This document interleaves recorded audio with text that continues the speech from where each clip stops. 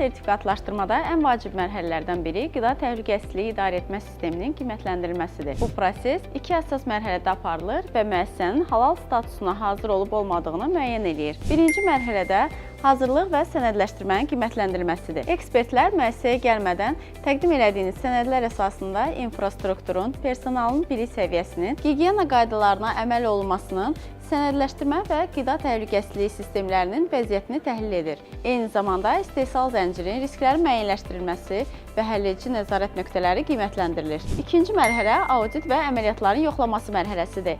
Ekspertlər müəssisəyə gələrək xam maldan son qablaşdırmaya qədər bütün istehsal proseslərini, halal nəzarət nöqtələrini və çarpaz çirklənmə risklərini yerində yoxlayır. Bu qiymətləndirmə nəticəsində müəssisə həm İslami qaydalara, həm də beynəlxalq qida təhlükəsizliyi tələblərinə uyğun fəaliyyət göstərəcək. Müəssisənizi halal qiymətləndirmədən keçirmək üçün halal @afis.gov.az ünvanına yaza və ya 13 çağrı mərkəzinə zəng edə bilərsiniz.